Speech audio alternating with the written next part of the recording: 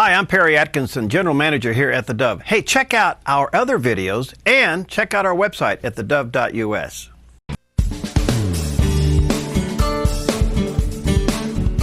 Welcome back. Well, what a delight to have with us one of our favorite people, and that is Laurie Cardoza-Moore. She's the president and founder of Proclaiming Justice to the Nation, and her Emmy Award-winning Israel Indivisible is now making some headways and some really rippling across the screens and really causing quite the stir. And we want to talk to her about that. Laurie, good to see you. Happy Thanksgiving. Thank you, Perry. Happy Thanksgiving to all of you as well. Well, congratulations on some Emmys. Tell us about it.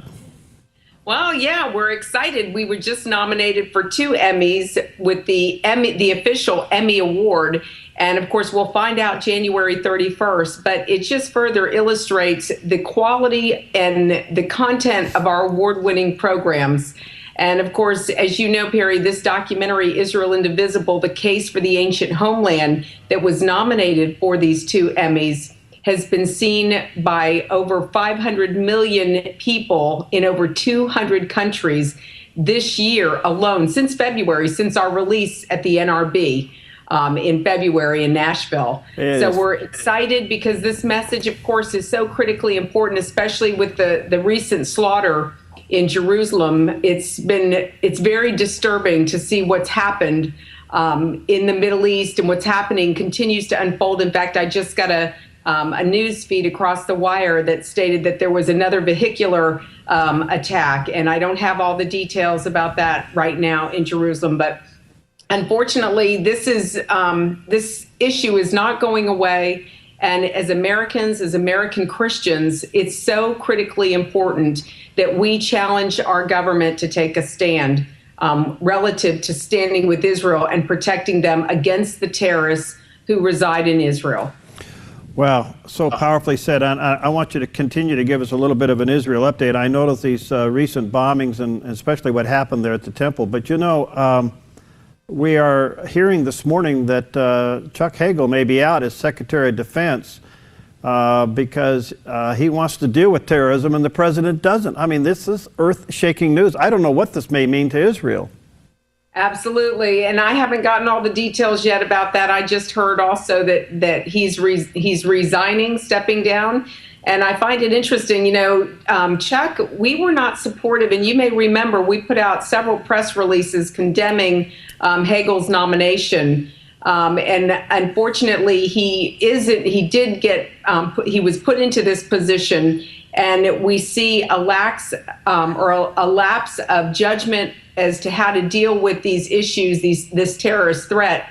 And of course, if Hagel's saying it's because of the administration, it'll be interesting to see where the truth comes out, because we never felt that Hagel was going to be a reliable source or reliable leader for the position that he held.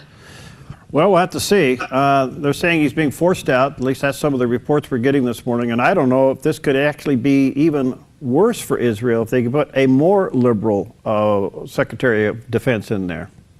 Well, one thing is for sure, this administration is pro-Muslim Brotherhood. They're pro-Palestinian. If you look at the statement that Obama put out last week with regards to the response of the attacks on the synagogue in Jerusalem and calling for restraint on both sides.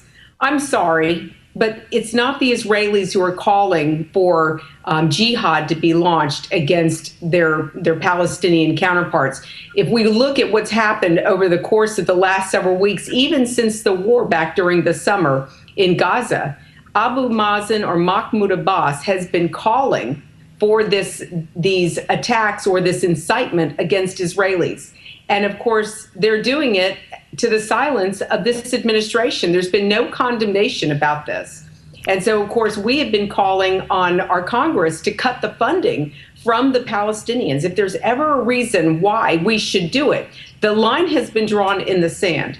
And it's time for us as Americans to say, you know what? This is not acceptable. This administration's policies do not reflect our own. They don't reflect the values of American citizens. We are waging a war on globally against Islamic radical terrorism.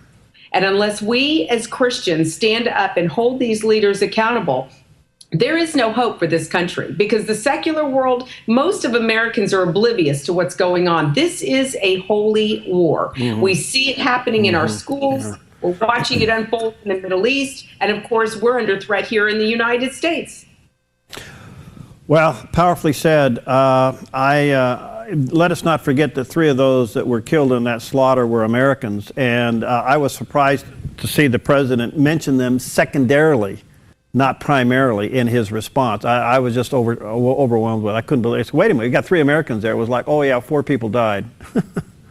No, and you know, it's amazing because it's just Jews after all, Perry. Yeah. You know, we should expect this out of the Middle East. I was just at the United Nations 5 days before the attack, and I was invited to participate as a member, as a special envoy for the World Council of Independent Christian Churches, to discuss the attacks and the persecution against religious minorities in the Middle East.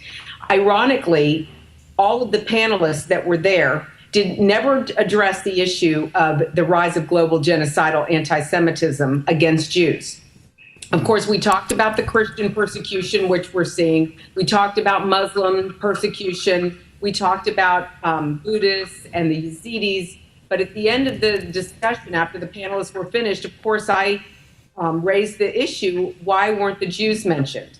Because we do see a rise of global genocidal anti-Semitism. And of course, we heard the same lame excuses that, you know, Israel, that the Jews are having to deal with this issue because of their own government's policies. Of course, we're going to draw moral equivalence to the attacks. It's okay for Palestinians or Muslims to attack Israelis and Jews because they're occupying, according to their narrative, land that belongs to the Palestinians. And Perry, of course, we know the land was given to Israel. It was given for Israel. And unfortunately, because we are not speaking up, we're not educated enough, we're not informed, we're not impassioned about this. And Perry, Israel's battle is our battle.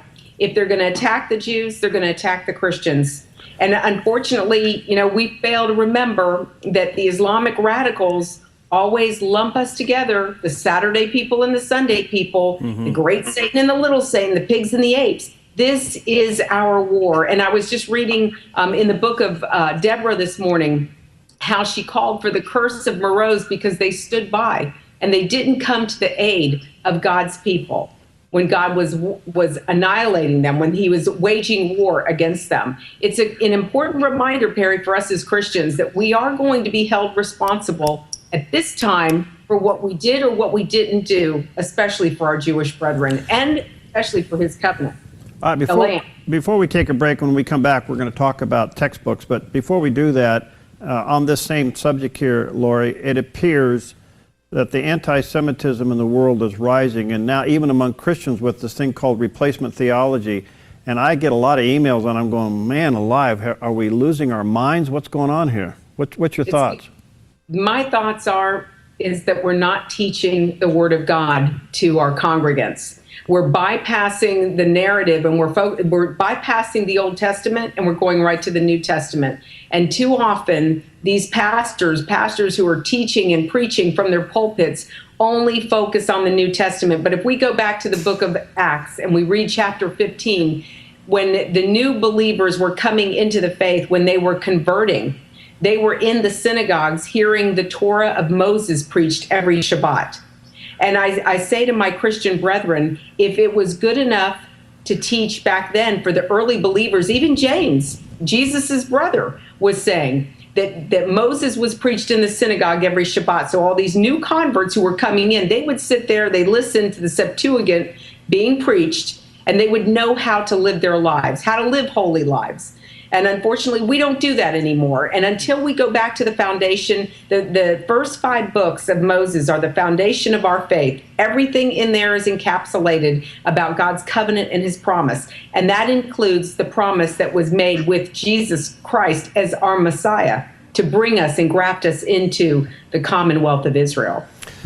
Beautifully said. All right, we're going to take a quick break. Laurie Cardoza-Moore with us. By the way, pjtn.org is an incredible resource, and that's her website, pjtn.org, and you can get so much information there. She's also a hawk when it comes to what is or is not in textbooks. We're going to talk to her about that when we come back.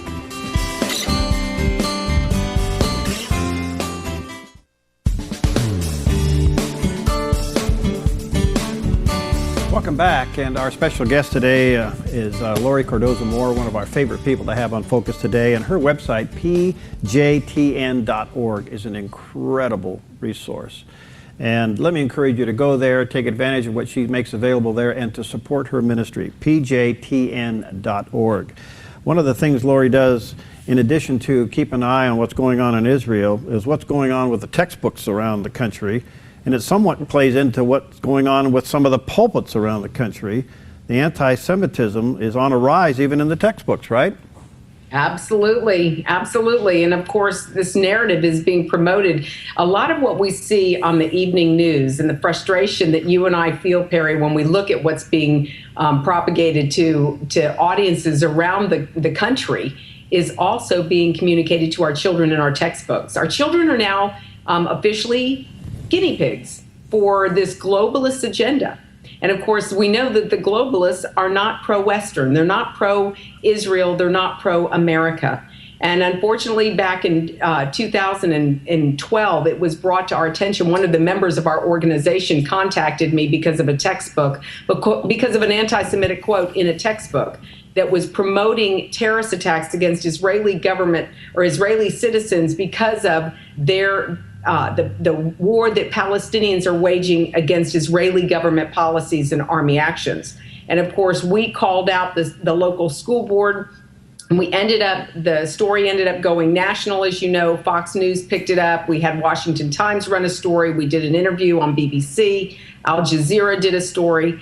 But it was showing, because as we started to dig into just this one quote, we started finding anti-Judeo-Christian rhetoric in the textbooks. We found anti-American rhetoric in the textbooks, pro-Islamists. In fact, one of the most recent instructional materials that we have found in Tennessee that was approved to be used, there is no trademark, there's no copyright on this 34-page PowerPoint. However, there are 5 slides that are attributed to CARE, the Council on American Islamic Relations.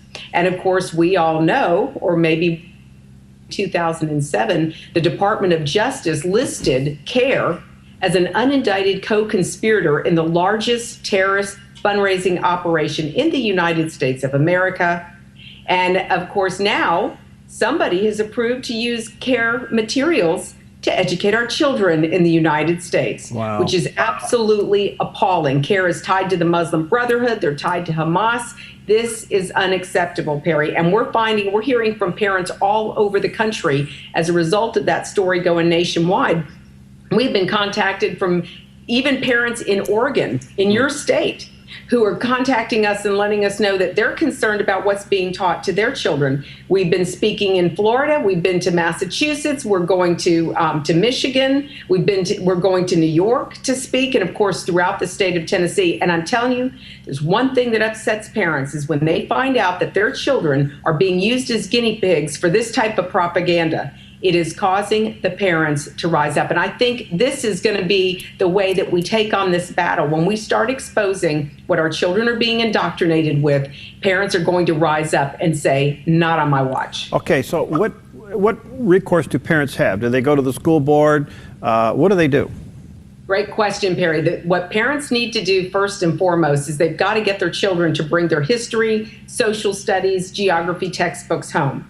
Then I encourage the parents to go to our website at pjtn.org. There's a whole page dedicated to the Education Initiative. It's being updated every week as we find more stories, more testimonies, as we're involved in more projects to expose this insidious agenda in our nation's schools. But first, parents have to find the information in their children's textbooks. Then they need to go and meet with the teacher, with the principal. There's a whole process that each school district has in reviewing curriculum and textbooks, and then asking for those textbooks and those instructional materials to be removed.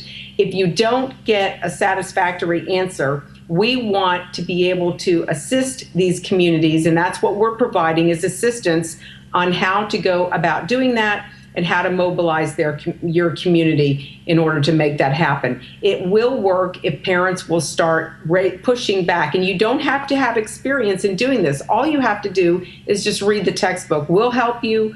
We'll help you through it. You know, what's so interesting about this is that people don't believe that this kind of stuff is going on.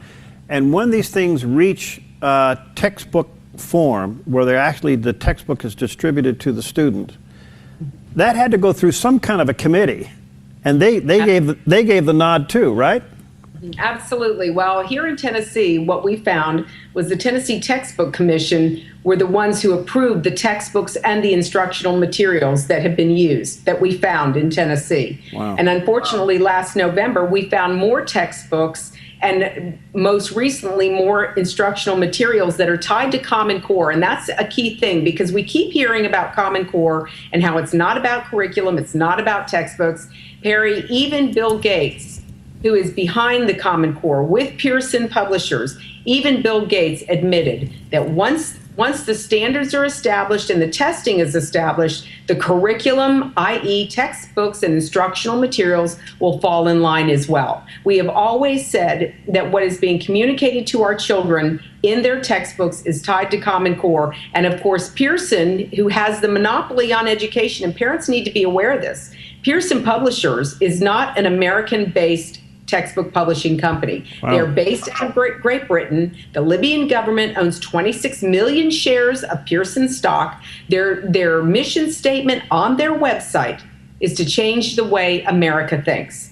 Well, this is a publishing company that sells textbooks to school districts around the world. Why does their mission statement say that their mission is to change the way America thinks? Why not the way the Palestinian kids think? Because they're being indoctrinated with anti-Israel, anti-American propaganda. Oh no, it's part of a whole globalist agenda. And that's why we as Americans, as parents, if we do not stop this in its tracks right now, we will lose this country. Hitler knew that all you got to do is he wanted the youth. He knew that if he could get the youth, he could change the future direction of the country of Germany. We as parents in the United States of America have got to speak out and say no more. Unbelievable. All right, now, well, let me ask you this. Any idea how much is being taught of U.S. history these days? Well, it's interesting that you asked that, Perry, because what we're seeing in our U.S. history textbooks is revisionist history. We're not teaching, for example, when we teach about communism and socialism and Marxism, we're just teaching about a different form of government. When you and I went to school, we learned that communism was not good, that communism oppresses people, that it doesn't allow people freedom.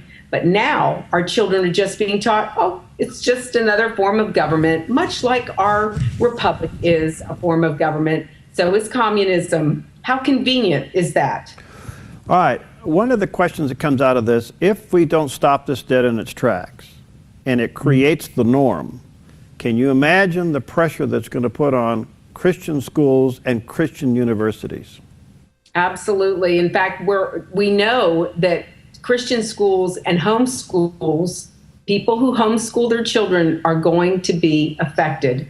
What's going to happen is these children will not be able to get accepted into the universities because all of the testing in order to qualify to be accepted into a university is all going to be based on what Pearson is producing. And if we decide to use different instructional materials, different textbooks than what is the norm, our children are going to be singled out. And of course, eventually, they're going to come after the Christian schools and they're going to come after the homeschoolers because they want everybody indoctrinated. And this is very scary, Perry. I hope that people, your listeners, are paying attention to what's happening in your own community. There is a strategy to win it, and that is the Nehemiah principle. And we've got to go to parents in every county, in every state, and address this issue, to look at the textbooks, to look at the instructional materials, to get rid of Pearson published textbooks. And go to your state legislature. Once you expose this rhetoric in these textbooks on the local level, then you need to go to your state legislature, and you need to find your senators and your state representatives who will back you up on this and will look at the laws that have been passed in your state, in specific states across the country, to make sure that we have the support that we need. Laurie, before I run out of time, is there a specific age group that's being targeted more than another? No. Unfortunately, it's middle school and it's high school, but we're even seeing our children in elementary school as well. All right. Well, let me encourage you to go to Laurie's website, PJTN, and that's .org, PJTN.org, Proclaiming Justice to the Nations. And you can get all that information there, and you can support it there, not only on Israel, but all the information you may need about reviewing textbooks in your area. This is amazing, Laurie. It just seems like it's just something all over the place. But if we lose the minds of our children, we've lost everything. You know, we've been given an opportunity, Perry. God brought us into the world at this time. It wasn't 500 years ago, wasn't 1,000 years ago. It's now. And we're all going to have to stand before him one day and give an account for what we did with our lives. Are we going to allow those veterans and people who gave their lives in the military, who fought for our freedoms, are we going to allow their deaths to be in vain? Are we going to squander what they fought for? Or are we as Christians going to stand up? In fact, I had a gentleman when I spoke in Boston contacted me. He's a reservist lieutenant colonel, and he said to tell every audience you speak to that the war with radical Islam, they will never take us on militarily because they can't win. But what we're doing right now at PJTN with the textbooks is on their battlefield. He said everybody who signs up to join your efforts is part of the soldiers, part of the new soldiers, the new foot soldiers on their battlefield. Wow. And it's so critically important that Americans understand this is our war. It is for such a time as this. Wow. Okay. Well, go and sign up. Join the Army. PJTN.org is the website, PJTN.org. Well, congratulations again for your Emmy nominations. We'll see how that all plays out towards the end of January. And the film is just impacting. Are you looking at a sequel to the film? You know, it's interesting because we get all kinds of feedback about what needs to be addressed next from all of our audience. Every audience that we've had, both Jewish and Christian, are absolutely blown away by it. So we are looking at some other projects. One of the things that I want to expand on is the boycott, divestment, and sanctions movement. It kind of ties in the whole replacement theology that you talked about earlier in the program. And this is an important component of this issue. People have to understand what is happening and why we as Christians, the largest number of people on the planet, have a responsibility to speak up. Thanks, Laurie. You're a delight and an inspiration. Keep up the good work. Happy Thanksgiving to you and your family and your staff. We love you and look forward to having you back soon. We love you too, you guys, Perry, and thank you. Happy Thanksgiving to you and all of your families as well. We're honored to be able to be partnered with theDove. All right. Keep up. Blessings to you too. All right. PJTN.org. Go there, okay? All right. We'll see you next time on Focus Today.